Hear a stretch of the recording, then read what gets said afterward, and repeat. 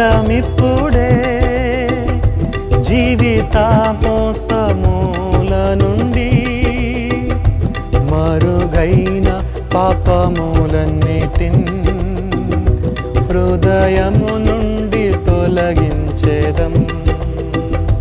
మరుగైన పాపములన్నిటిన్ హృదయము నుండి తొలగించేదం. బాప్తిసమిచ్చే యోహాను మారు మనసు గురించి ప్రకటిస్తూ తన పరిచర్యను ప్రారంభించినట్లుగా మనం చూస్తాం.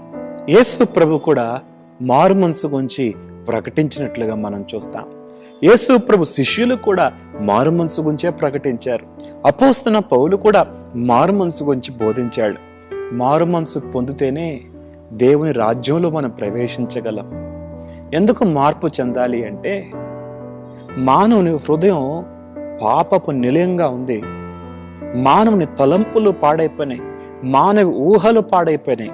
వారు ఏ కులమైనా, ఏ మతమైనా, ఏ ప్రాంతమైనా, ఏ వర్గమైనా, ఏ లింగ భేదం లేకుండా ప్రతి ఒక్కరూ పాపులే.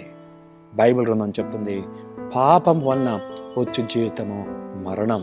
ఆ మరణం తప్పించుకోవటానికి దేవుడు కులాన్ని మారండి అని చెప్పట్లేదు, మతాన్ని మారండి అని చెప్పట్లేదు. దేవుడు మారు మనసు పొందండి అని ప్రభు చెప్తాడు. మార్పు చెందండి. మారు మనస్సు అంటే మన హృదయంలో ఉన్న పాపం విషయంలో దేవుని సన్నిధిలో పశ్చాత్తాపడటం, పాపం పట్ల మన వైఖరి మారటం, పాపము నుండి మనం యూటర్న్ తీసుకోవటం. దీన్నే మారు మనసు అంటారు. రక్షణ పొందాలి అంటే మొట్టమొదటిగా మారు మనసు పొందాలి. మారు మనసు అనేది వ్యక్తిగతంగా దేవునికి నీకు మధ్యలో జరిగేది. 2 కొరింథీ పత్రిక 7వ అధ్యాయం 10వ వచనంలో ఓ చక్కని మాట చూస్తాం. దైవ చిత్తానుసారమైన దుఃఖము రక్షణార్థమైన మారు మనసు కలుగజేస్తుంది. లోక సంబంధమైన దుఃఖం ఉంటుంది, అది దైవ చిత్తానుసారమైన దుఃఖం కాదు. వెలుగు దగ్గరే రాకపోతే మనం బాగానే ఉన్నాం అనుకుంటాం. నేను దొంగతనం చేశానా, వ్యభిచారం చేశానా, నరహత్య చేశానా, నేను బాగున్నాను కదా అనుకుంటాం. కానీ దేవుని వెలుగుకు సమీపిస్తున్నప్పుడు మన పాపాన్ని దేవుడు చూపిస్తాడు. నువ్వెంత ఘోర పాపవో దేవుడు నీకు తెలియజేస్తాడు. పాపం గురించి ఒప్పింపబడితేనే నువ్వు మార్పును పొందగలవు. ప్రార్థన.